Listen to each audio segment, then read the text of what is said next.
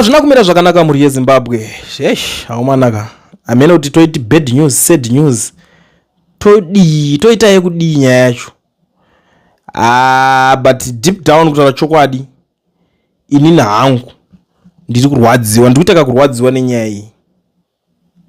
Pafe chapo.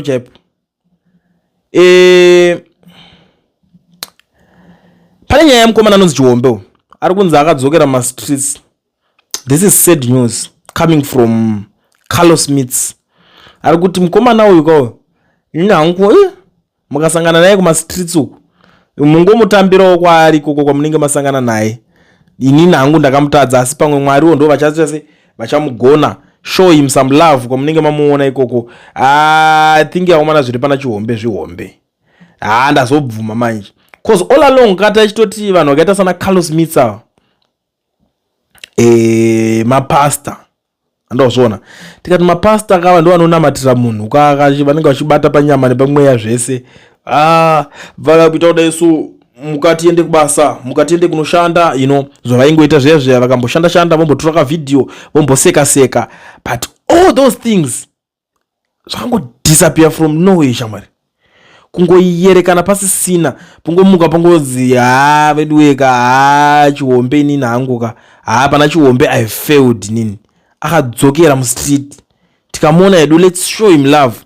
I'm disappointed even nini zvangu kunzwa zvinhu zvakaita seizvi zvandibozvona. Ende vanhu vari kukomenta zvinhu zvakasiyana. You can take a donkey to the river, but you can't force it to drink water. Mwari kutaura zvake. Guys, what is in Chiwombe is beyond his physical realm. Anyone who wants to help him must go and deliver him in the spirit realm first, because this is beyond what we are seeing in physical. Zvakaoma vedu.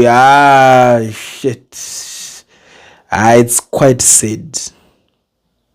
It's sad. That's all I want to say. And ndinapendekaswera nchiverenga ngwa comments vanhu because vanhu vakawanda zvavanotaura, but guys, zvinosiririsa.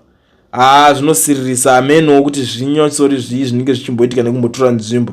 Asi nyaya iyi kana zvichiita, I think inda kuinvestigate way. What do you think?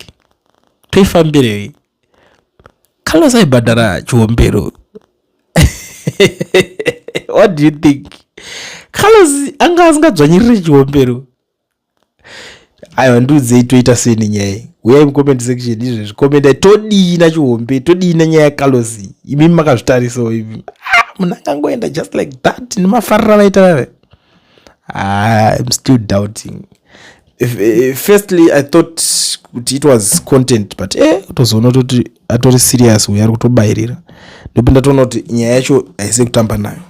Uyai mucomment section munduzi zvakamira sei, munoiona sei nyaya iyi. Aribhadhara mwana here kana kuti ameno ndezvimwe zvazve. Tione kuti madhimoni emwanakomana here kana kuti pamwe kuto atozviseva atizani life yake.